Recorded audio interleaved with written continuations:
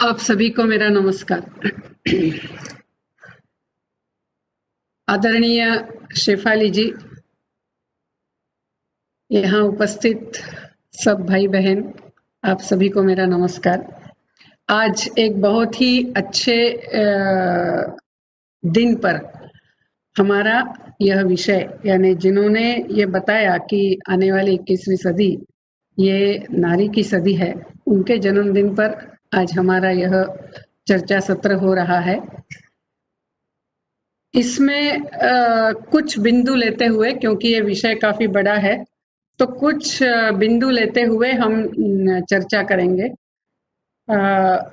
एक तो यानी नारी और नारीत्व, ये विषय समझने के लिए कुछ जो वैचारिक अधिष्ठान है, पहले हम उसको समझेंगे। जैसे कि एक तो है कि जो आया भी था कि आत्मा को कोई लिंग नहीं है, यानी आत्मा शरीर को धारण करता है, चाहे स्त्री का हो या पुरुष का हो, और हर आत्मा शरीर को कुछ अनुभव लेने हैं, कुछ योगदान करना है, इसलिए शरीर को धारण करती है। क्योंकि स्त्री की कोई विशेषता है, पुरुष की कोई विशेषता है, यानी यदि हमने स्त्री का जन्म लिया है तो उस विशेषता को जानकर ही हमें अपने जीवन में योगदान करना है, पहला बिंदु। दूसरा ऐसा है कि ये जो पूरा अस्तित्व है, ये परस्पर जुड़ा हुआ, परस्पर संबंधित और परस्परावलंबी है। हम तो ऐसा कहते हैं कि एक ही अनेक रूप से प्रकटित हुआ है, और ये अस्तित्व का सत्य है, ये बदलता नहीं है। जैसे स्वामी विवेकानंद ने कहा था कि सत्य समाज के अनुसार बदलता नहीं है, तो समाज को सत्य के अनुसार बदलना है, नहीं तो वो नष्ट हो जाएगा। और सत्य क्या है? तो ये पूरे विश्व की एकात्मता, ये सत्य है। यानी हमारे जीवन का आधार एकात्मता, आत्मीयता होनी है, ये सत्य है। और इसको ध्यान में रखते हुए ही, चाहे पुरुष हो या स्त्री हो, उनके अपने जीवन का निर्धारण करना है। जैसे उदाहरणार्थ स्वामी विवेकानंद देते हैं कि जैसे गुरुत्वाकर्षण शक्ति है, आप उसको माने न माने, वो आपके ऊपर काम करेगी ही। यानी कोई कहता है मैं गुरुत्वाकर्षण शक्ति को नहीं मानता हूँ और इसीलिए 10वीं मंजिल से कूदता है, तो उसको जो हो, यानी उसके शरीर के टुकड़े होने हैं, वो होने ही है। उसी प्रकार एकात्मता ये इस अस्तित्व का सत्य है। और ये छोड़ते हुए यदि हम कहते हैं कि नहीं, मैं सिर्फ खुद के लिए जीऊंगी या खुद के लिए जीऊंगा, ऐसा यदि कोई व्यक्ति कहता है तो वो इस सत्य के खिलाफ जा रहा है, और उसके जो परिणाम भुगतने हैं, मनुष्य को भुगतने हैं, परिवार को भुगतने हैं, समाज को भुगतने हैं, वो भुगतने ही पड़ेंगे। इसीलिए ये भी सत्य हमने ध्यान में रखना है। और एक जो महत्व का है, जो हम सब जानते हैं कि जीवन का जो पुरुषार्थ है, यानी जीवन में हम सब ने जिसके लिए प्रयास करना है, वो 4 प्रकार है: धर्म, अर्थ, काम और मोक्ष। मोक्ष तो अंतिम लक्ष्य है। अर्थ और काम तो हम सबके लिए स्वाभाविक है, प्राणी भी अर्थ और काम के पीछे दौड़ते हैं, मनुष्य भी दौड़ता है। लेकिन मनुष्य और प्राणी में फर्क जो होता है, वो धर्म के कारण होता है। धर्म यानी कि मैं इस परिवार का, समाज का, सृष्टि का अंग हूं, और इसीलिए मेरा इन सबके प्रति कुछ कर्तव्य है। उस कर्तव्य बोध से जीवन जीना, चाहे पुरुष हो या स्त्री हो, ये सबके लिए कॉमन है।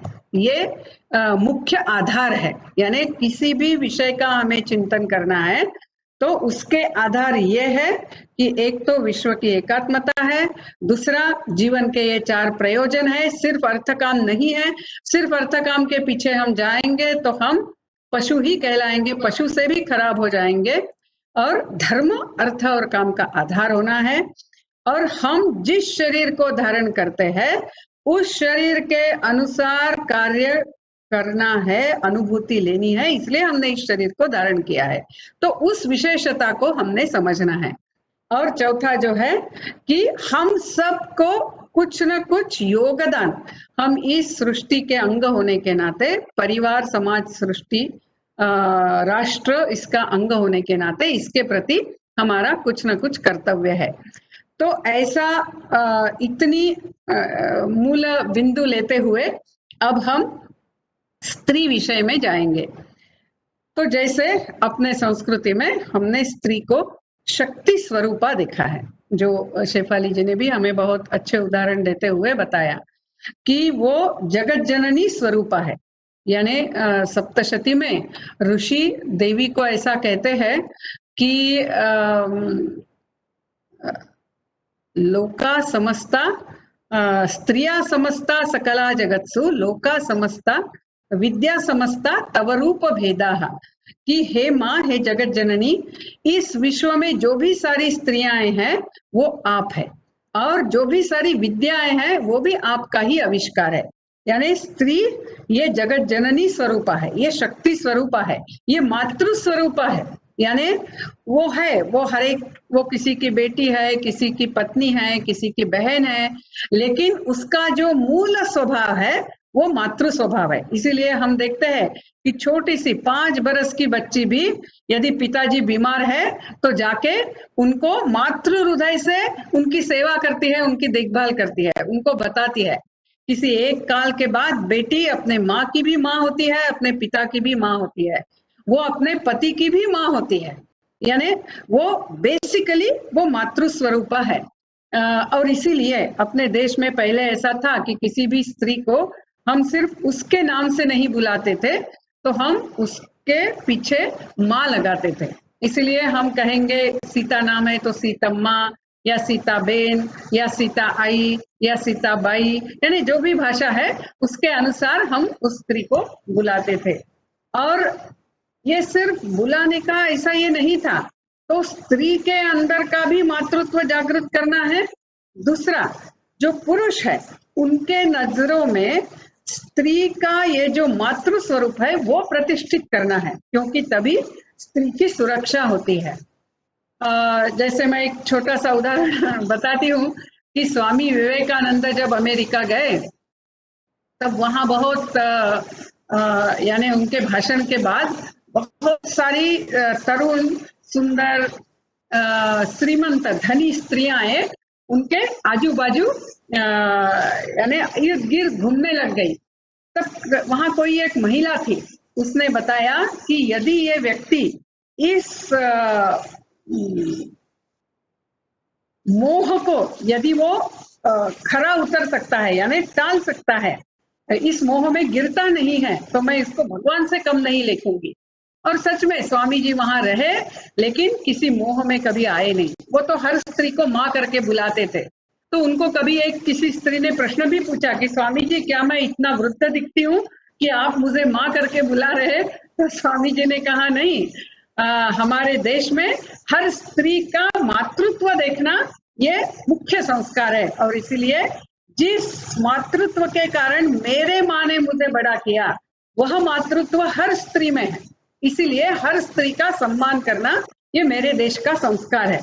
और ये सिर्फ स्वामी जी ने बताया नहीं, तो सच में हम देखते हैं वो कभी किसी मोह में आए नहीं। उतना ही नहीं, तो और एक छोटी सी घटना है कि उनको एक कोई अत्यंत सुंदर स्त्री मिलने के लिए गई, और उन्होंने स्वामी जी को कहा कि मेरी ऐसी इच्छा है कि मुझे आपके जैसा पुत्र प्राप्त हो, तो आप मुझे ये पुत्र कैसे प्रदान करेंगे? ऐसा वो स्वामी जी को प्रश्न पूछती है। तो स्वामी जी ने क्या किया? स्वामी जी तुरंत झुके और उन्होंने उनका चरण स्पर्श किया।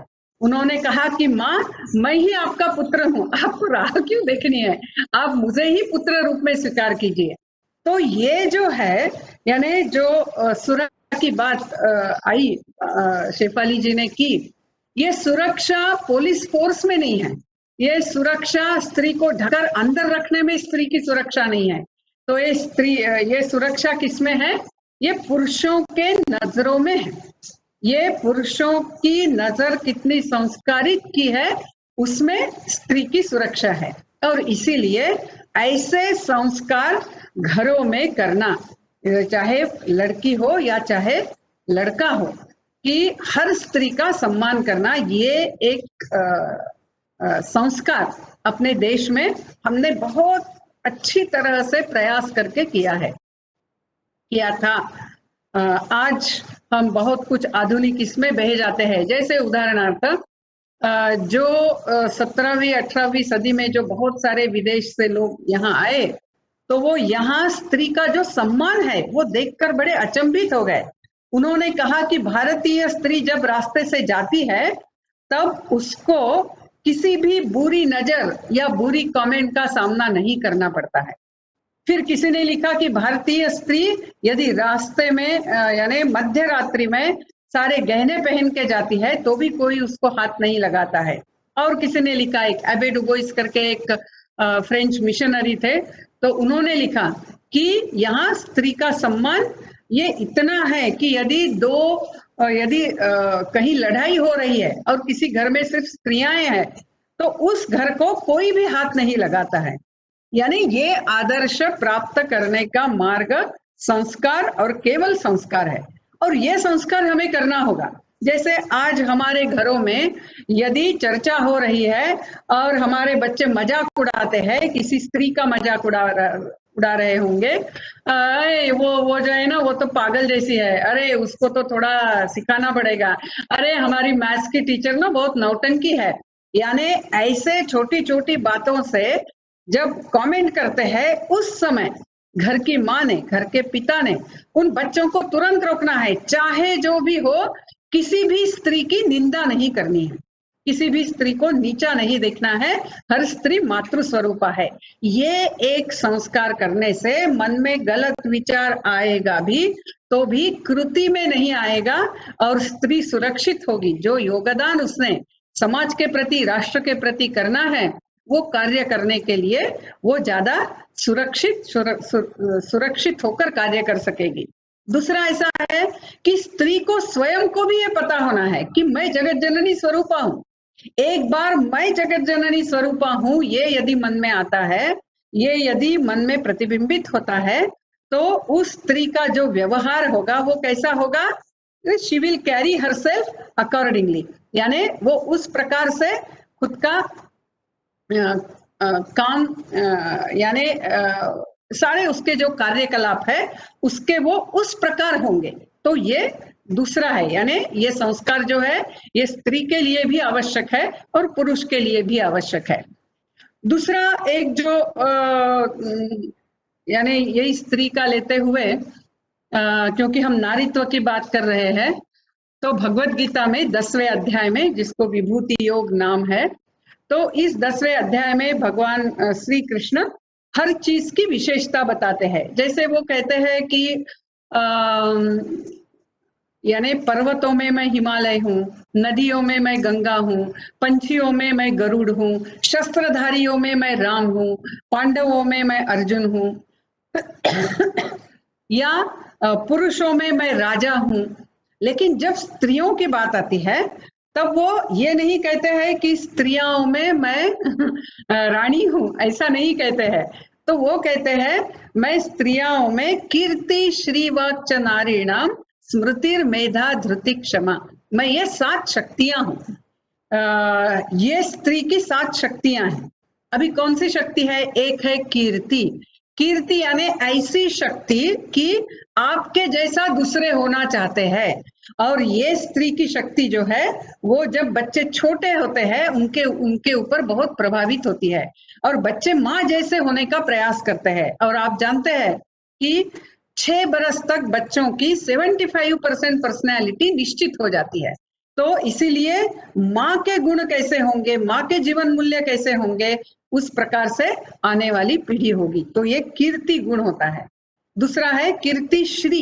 श्री यानी सिर्फ धन नहीं, तो संतोष के साथ जो धन का व्यवहार करना है, यानी जो धर्म के मार्ग से धन घर में आता है वो स्त्री के चेहरे पर श्री लाता है, वो घर में श्री लाता है। तो स्त्री जो होती है ये दूसरा उसका जो गुण है ये श्री है। तीसरा है वाक। वाक यानी बोलने की शक्ति। आप देखते हैं कि घर में भी यदि छोटा बच्चा और बेटा और बेटी है तो वो जो बच्ची होती है उसको बोलने के तरीके ज्यादा अच्छे पता होते हैं। यानी जैसे पिताजी को कैसे पटाना ये शायद बेटे को इतना आता नहीं है, लेकिन बेटी को बहुत अच्छी तरह से आता है। बेटी को पता है कि क्या करने से पिताजी जो कुछ काम करना है उसके लिए सम्मति देंगे। हम जानते हैं सावित्री की बात हुई थी, सावित्री का ये वाक चातुर्य था। हम यदि वाल्मीकि रामायण पढ़ते हैं तो सीता का इतना सुंदर बोलने का तरीका, वो जो भी बोलेगी, चाहे अपने पति के साथ हो, चाहे जटायु के साथ हो, या चाहे रावण के साथ हो, हर इसमें उसका एक चारित्र्य हमें दिखता है, उसका एक स्वभाव दिखता है, वाक चातुर्य दिखता है। और ये सिर्फ चातुर्य नहीं है, ये उसका एक स्वभाव है कि वो जोड़कर बोलती है, वो आर्ग्यूमेंटेशन में उस कम जाती है, जोड़ने का, और सहजता से लोगों को कब किसके साथ क्या बोलना है ये वो समझती है। कीर्ति श्रीवाक च नारी नाम स्मृति, यानी मेमोरी शक्ति। आप देखेंगे कि घर में माँ कितनी छोटी छोटी बातें याद रखती है कि ये खरीदना है, उसके स्कूल की फीस भरनी है, इसके शर्ट को बटन सिलाना है, आज धोबी आएगा उसको ये कपड़े देने हैं आयरनिंग के लिए, और ये करना है वो करना है, छोटी छोटी बातें कोई उसके इससे छूटती नहीं है। अपने देश में ऐसी महिलाएं थी कि जो कभी स्कूल गई नहीं, लेकिन कथा कीर्तन जाते हुए जो भी सुनती थी वो उनका सारा मुखपाठ होता था। यानी ऐसी स्त्रियां हैं कि जिनका पूरा रामचरितमानस मुखपाठ है, और वो संत साहित्य मुखपाठ है। यानी जैसे मैंने मेरी दादी माँ देखी है कि वो खाना पकाते समय ये सारा संत वचन बोलते थे, संत साहित्य उनके मुंह से मैंने ज्यादा सुना है, और जिससे पूरे घर में एक प्रभाव होता है। तो कीर्ति श्रीवाक च नारी नाम स्मृति। मेधा यानी ये सिंथेसाइजिंग इंटेलेक्ट है, एक एनालाइजिंग होता है, एक सिंथेसाइजिंग होता है। तो ये सिंथेसाइजिंग यानी पूरा विषय ध्यान में लेते हुए समझना। यदि बेटा ऐसे ही किसी कोने में बैठा है तो माँ सोचेगी कि ऐसा कभी बैठता नहीं है, आज बैठा है इसलिए उसको कुछ तो भी हुआ है। शायद पिताजी ऐसा सोचेंगे नहीं, वो बोलेंगे ऐसा आलसी जैसा क्यों बैठा है, उठ। लेकिन माँ ऐसा नहीं सोचती है, स्त्री ऐसा नहीं सोचती है। इसीलिए स्त्री अच्छी प्राथमिक शिक्षिका होती है, वो अच्छी नर्स होती है, और वो माँ तो होती ही है। तो यह मेधा। फिर धृति, धृति यानी सहन करने की ताकत। छोटी छोटी बातों में यदि स्त्री गुस्सा कर देती तो आज हमारा कोई परिवार टिकता नहीं है, क्योंकि सच में आज भी बहुत सारे घरों में स्त्री को कभी कभी बहुत कुछ सुनना पड़ता है, लेकिन ये मेरा परिवार है, ये मेरे लोग हैं करते हुए ये बड़े धैर्य से उस परिवार को पकड़ के रखती है। अपना पूरा पहले का परिवार छोड़ के पति के परिवार में आती है, सबको अपना मानती है, सबकी सेवा करती है। ये जो स्त्री की विशेषता है उसके कारण आज परिवार जुड़े हुए हैं। और सातवीं जो शक्ति है वो है क्षमा, यानी इतनी छोटी मोटी बातों के लिए वो अपने बच्चों को, पति को नकारती नहीं है, और इसके कारण परिवार एक साथ है।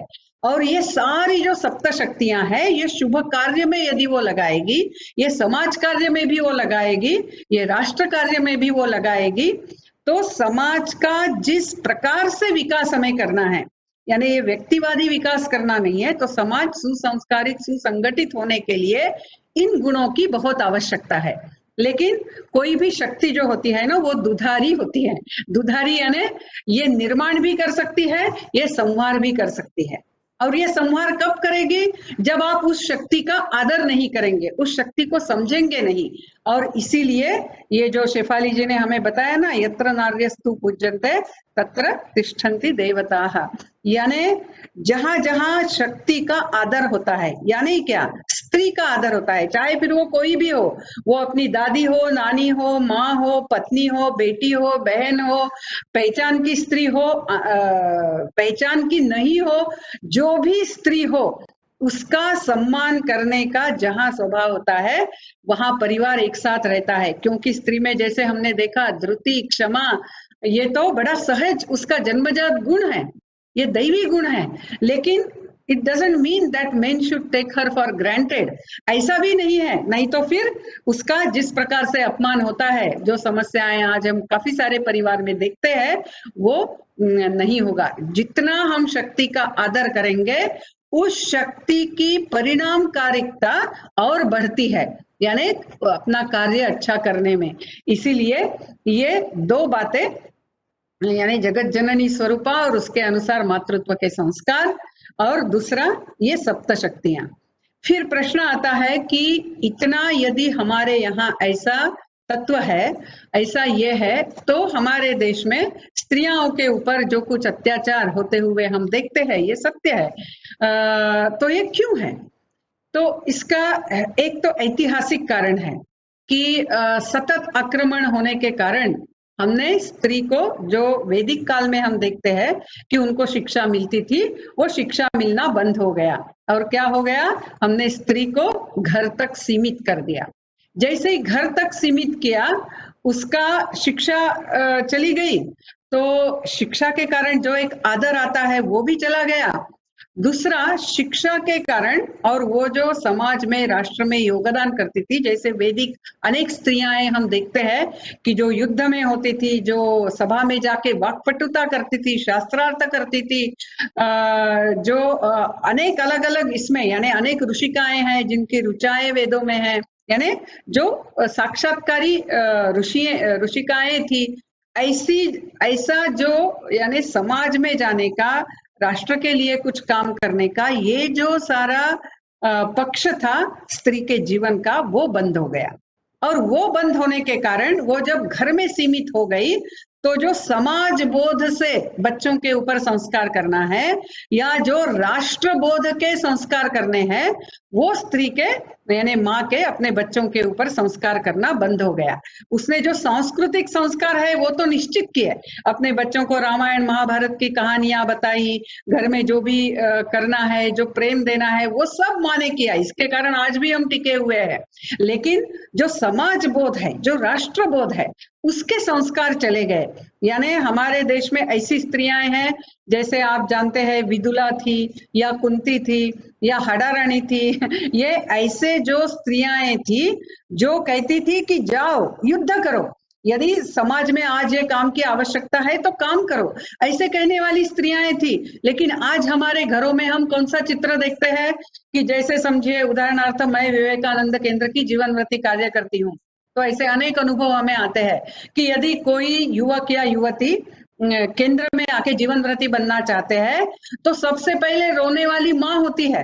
माँ कहती है, नहीं बेटा तू वहां मत जा, तू तो शादी कर ले, तू ऐसा कर ले। यानी विवाह करना बुरा है ऐसा मैं नहीं कह रही हूँ, जीवन के अनेक मार्ग है योगदान करने के। हम विवाह करके एक अच्छा परिवार के भी योगदान कर सकते हैं, हम कोई अच्छा करियर करते हुए भी कर सकते हैं, हम ऐसे राष्ट्र के लिए समर्पित होकर भी कार्य कर सकते हैं।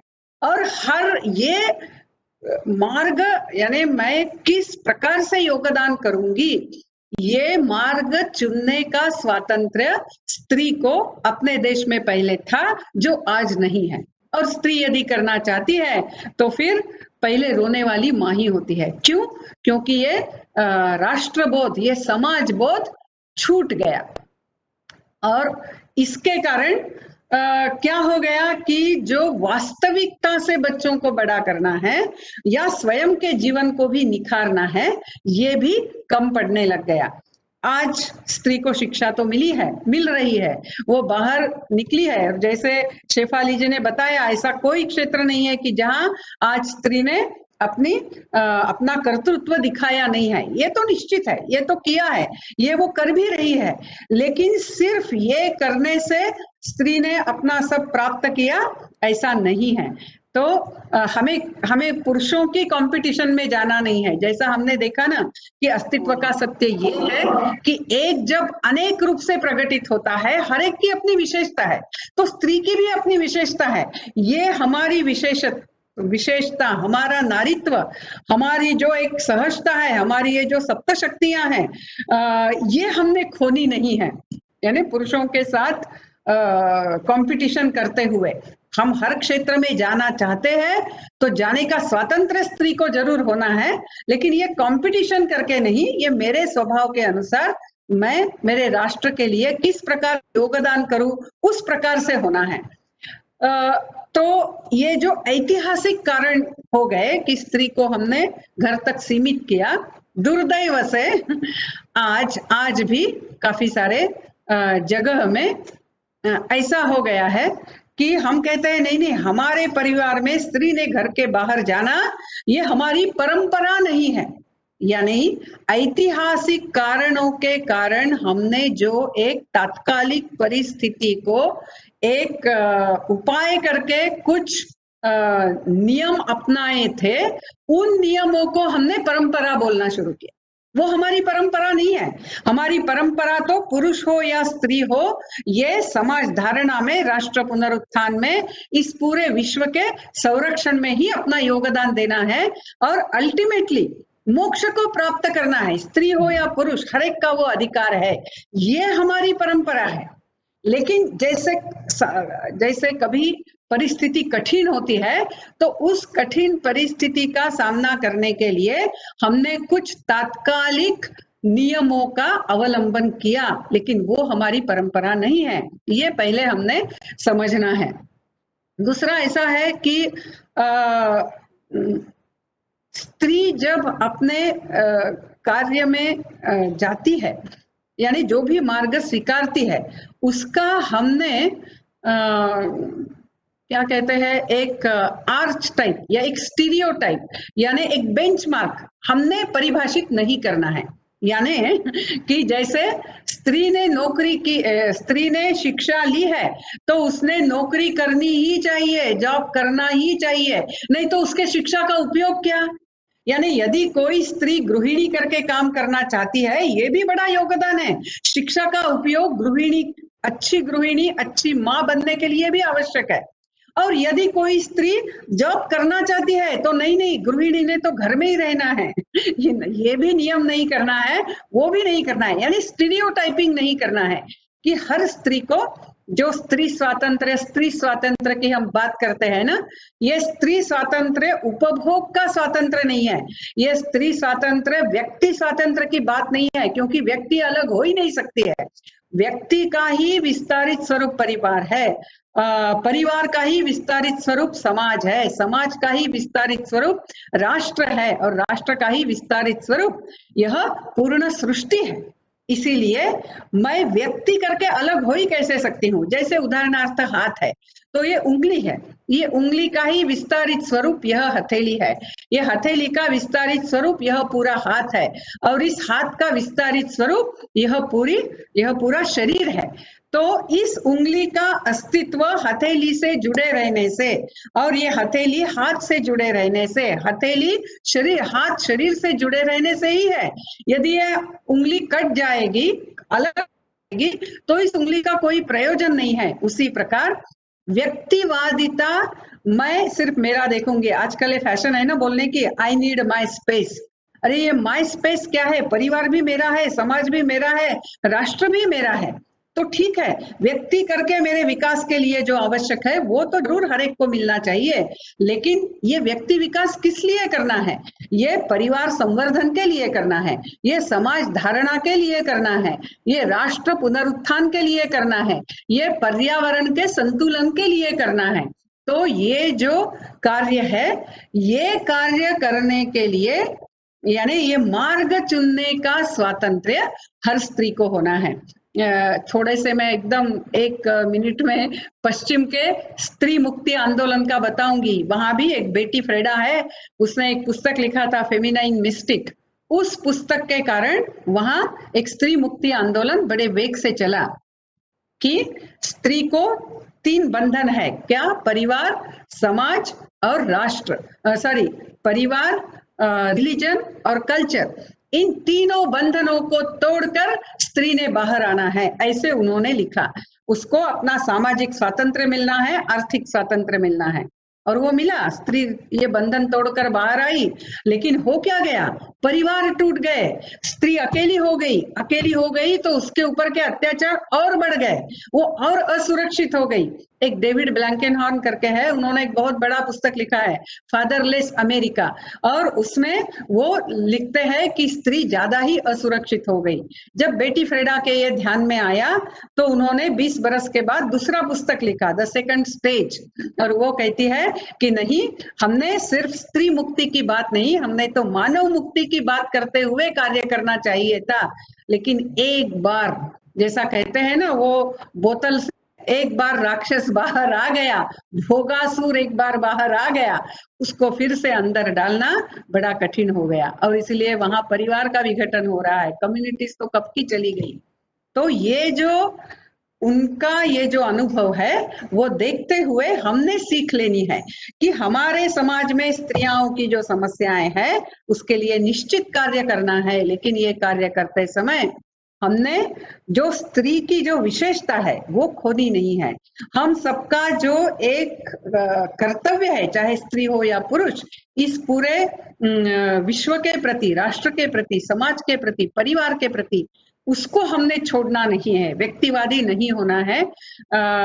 तो ये ध्यान में लेते हुए स्त्री को अपने योगदान करने के लिए अपने जीवन का मार्ग चुनने का स्वातंत्र्य, चाहे वो जिस भी मार्ग को चुनना चाहती है, ये स्वातंत्र्य स्त्री को भी होना है, पुरुष को भी होना है। ये स्वातंत्र्य उनको जरूर मिलना चाहिए।